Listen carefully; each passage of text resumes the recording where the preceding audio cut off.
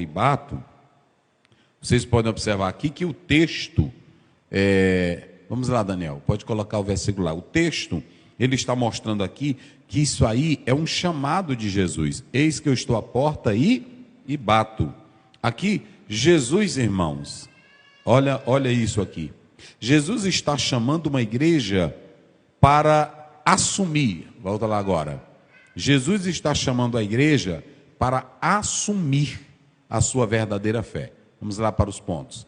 Assumir. O que o Senhor está falando aqui? Essa igreja que o Senhor está na porta dela, a porta dela, era uma igreja que não tinha, digam comigo só para despertar, identidade. Ela era bipolar. Vamos lá, ela era o quê? Bipolar. Ela era anêmica, diga anêmica. Ela não tinha vida espiritual. E isso nós estamos falando de uma igreja. A pior coisa que pode existir na face da terra é um irmão que diz que é crente e não assume a sua verdadeira fé. Judas, verso 3, diz que nós somos chamados para batalhar pela fé que foi dada aos santos. Se você vive a vida cristã e não assume a sua fé, tem vergonha da sua fé, tem medo da sua fé, perante a elite, perante a sociedade, você não assume a sua fé, você não é a igreja de Jesus. Lá em 1 Pedro 3,15 está escrito: santificai, pois, a Cristo em vosso coração. Santificai, pois, a Cristo em vosso coração. Santifique a sua vida para Ele, estando preparado para responder com mansidão aqueles que pedirem a razão da vossa fé. Se alguém pede a razão da tua fé, você tem capacidade para responder a sua fé? Você tem capacidade para viver essa verdadeira fé? Então, Jesus não quer um crente bipolar. Jesus não quer um crente sem identidade. Jesus não quer um crente anêmico. Jesus não quer um crente sem vida espiritual. Jesus não quer um crente de vida fracassada. Jesus não quer uma igreja sem realçar o brilho do Evangelho. Então, assuma a sua verdadeira fé. Assuma a sua fé. Você não pode viver como Esté, sem querer assumir a sua identidade. Por isso que ela decidiu depois: se eu morrer, eu vou morrer. Mas não viva a vida cristã sem assumir a sua identidade, sem assumir a sua verdadeira fé. Não seja um crente de duas metades, bipolar, de aparência, nominal. Irmãos, eu vou dizer uma coisa para vocês, olha para cá. Não adianta você ser crente no pastor, que ele não vai te levar para o céu. Não adianta você ser crente de aparência, porque aquele que tem os olhos, lá em 1 Coríntios 3, como chama de fogo, ele vai te avaliar. Não é isso? Ele vai te avaliar. Então, do que adianta eu estar aqui dentro de aparência? Lá na minha casa eu faço tudo, e quando eu chego na igreja aqui, pareço um crente, mas não sou crente de verdade. Eu não pareço. Aqui na igreja tem muita gente que vive de fachada, tem muito crente nominal, tem muito pastor nominal, tem homens aí, irmão, que você pensa que é um santarrão, mas não é a verdade. A Bíblia diz em Hebreus 4,13: todas as coisas estão nuas e patentes diante de Deus. Você pode estar aqui dentro, mas com o pecado encoberto, Deus está te vendo. Você pode estar aqui e viver até o dia do arrebatamento na farsa do Evangelho. Só que naquele dia, o Senhor, Ele vai te punir. Porque a Bíblia diz que quem usa de engano não fica na casa do Senhor. Sabe por que eu falo isso aqui? Porque, irmãos, não tem coisa pior você ficar aqui dentro com a mera aparência. Você não ganha nem o mundo e nem a igreja. É melhor você decidir. Uma vez o meu pai disse para um irmão, só indo e voltando para a igreja, indo e voltando, ao pai disse: irmão, primeiro te acaba no mundo. Depois que tu se acabar no mundo, que tu achar que lá não tem mais nada, volta. Mas é assim, tu viver na igreja, pronto, e tem pastor aí que incentiva, pronto, irmão, essa minha boca nunca entrou uma pitu, nunca entrou um velho barreiro, nunca entrou uma cachaça. E pronto, eu fico aqui, eu fico lá em casa, e eu posso estar no melhor hotel. Minha esposa, todas as vezes que a gente vai para um hotel, quando ela vai saindo, ela diz, me dê a nota aqui, senhor. Aí ela pega, ela pede a nota. Ela pede a nota, e aí ela confirma e assina. Porque já teve também de hotel, de pessoas botarem que aquela pessoa, o membro, o pastor, estava bebendo quando não estava. Tem muita gente ruim também. Tem uns que fazem mesmo é beber. Tem uns crentes que fazem mesmo é beber. Agora tem outros que, na verdade, não fazem isso. Então ela pede bem direitinho. Às vezes já teve da gente dizer assim, olha, ela dizer, olha, mas isso aqui eu não pedi isso aqui. Ah, me desculpa, senhora. Aí manda tirar. Eu não pedi isso aqui não estava. Então a pessoa tem que ser sensata. Então, você que está crente, você que está na igreja, mas na verdade, de que adianta, por exemplo, se tu der um AVC hoje à noite, e o adultériozão que tu está escondido aí há anos, se tu ficar de uma hora para outra não poder falar, e aí tu morrer, como é que fica? Porque a Bíblia diz que aquele que não confessa e deixa, como é que ele vai alcançar misericórdia? A igreja está cheia de pessoas, outra coisa, que está tendo agora uma mentira do Satanás, não confie nessa. Como é filmado aqui, eu vou dizer aqui abertamente. Eles dizem assim, que Deus nunca autorizou nem pastor, nem padre, nem papa, eles confessarem nada para ninguém. Você confessa você só. É a pior mentira de teólogo que não tem compromisso com Deus. Vou mostrar para vocês. Jesus disse assim, eis que eu envio a vós, e quem receber vocês, recebe a quem? A mim.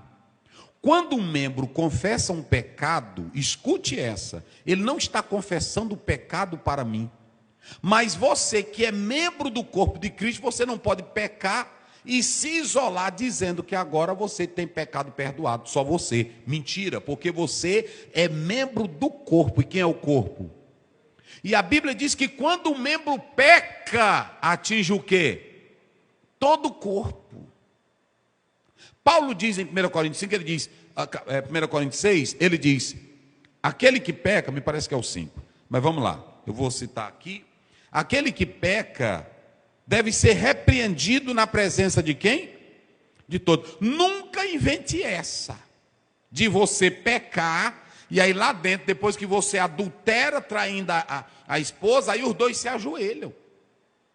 Uma pessoa disse para mim que ela fazia sexo mais uma pessoa famosa do mundo gospel, e aí quando terminava, aí ele dizia, se ajoelha, aí ela se ajoelhava e ele orava por ela, aí ele se ajoelhava e ela levantava e orava por ele, e aí pastor Zé, eu disse, tu teu caminho é o inferno, irmã. Ela disse, é mesmo pastor? Eu disse, é minha santa, não existe essa. Olha, quando um membro peca, atinge o quê? Todo o corpo. E Deus, olhe para cá, Jesus colocou os apóstolos, depois está lá em Efésios 4:11, a uns pôs Deus na igreja. Moisés era o representante de Deus. Quando o povo pecava no Velho Testamento, quem era que representava Deus perante o povo? Moisés. Aí vem Jesus Cristo, ele faz o perdão pelos nossos pecados. É tão tal que se fosse só para confessar, por que o anjo não orou por Cornélio, lá em Atos 10? Porque Cornélio tinha pecado, e ele já estava fazendo boas obras. Mas aí quando, irmão, é pessoa que não sabe Bíblia, irmão. Irmão, nessa internet tem muito instrumento do diabo. Ei, mas tem instrumento. Vamos lá, para Atos 10. Irmão, mas tem instrumento do Satanás. Aí agora tem essa.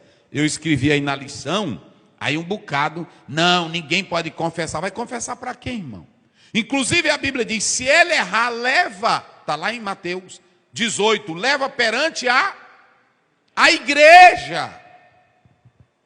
Hoje tem um Código Civil, está aqui o doutor Kels, que é advogado da igreja, tem um Código Civil. Mas também, que tem membro que diz assim, se o pastor me expor, o pastor não vai expor, mas tem que ter todo o processo formal, não é assim, doutor Kels, para ele entrar na disciplina da igreja. Que a igreja tem suas normas. tem um regimento. Aí o irmão peca, aí pronto. Aí... Não, é o seguinte, pastor, eu pequei, pronto. O pastor não pode hoje, um exemplo. O Adalberto pecou, ele está com uma mulher, pegamos ele lá no motel. Isso não pode. Irmãos, o Adalberto está sem paz, só estou dando um exemplo. Ele está sem paz. Só isso. A igreja já sabe, não é isso? E ele vai passar pelo processo disciplinar. É só isso. Mas não quero não. Vamos lá, para nós observarmos aí, verso Atos 10, 32.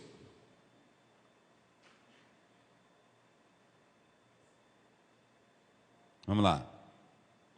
Como é que diz aí? Envia, pois, a Jope e manda chamar Simão, o que tem por sobrenome Pedro.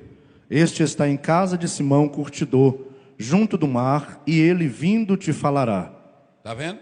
Agora veja o verso...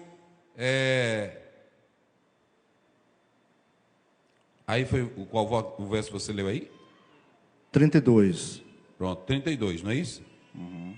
Verso 5. Verso 5. Agora, pois, envia homens a Jope, sim, e manda chamar a Simão, que tem por sobrenome Pedro. Está vendo? Aí você vê que o próprio texto está dizendo que o anjo da parte de Deus diz, manda chamar Pedro e ele te dirá o que é que você tem que fazer. Ok? Então, essa ideia, quando um membro vem à igreja ou ele peca, chama o pastor, é porque ele sabe que ele é membro de uma comunidade. Outra coisa, se tu adulterar, que aí tem irmão que gosta disso, ele adultera e diz, não conta para minha mulher não, porque pode acabar o casamento. E por que tu não pensou antes de não pecar contra ela? Porque os dois são o quê? Uma só carne. Os dois são uma só carne. É muita coisa que não vamos falar, mas vamos lá. Eu só estou mostrando aqui para vocês, nós lemos aí 1 Timóteo 5, vê pelo verso 17, vamos lá,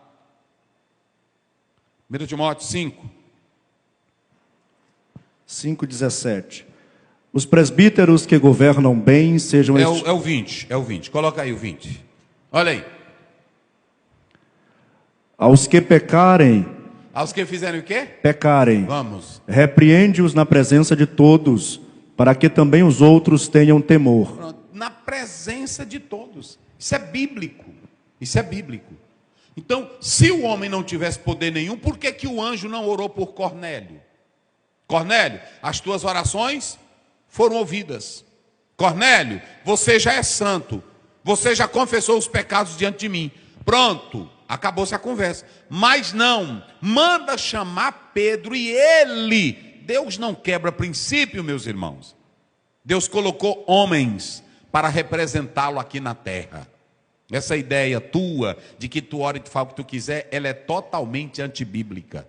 Ela é totalmente antibíblica. Por que que o Pedro, ou melhor, o Paulo, também lá em Atos 9, por que que ele não orou sozinho, mas Jesus dentro do quarto?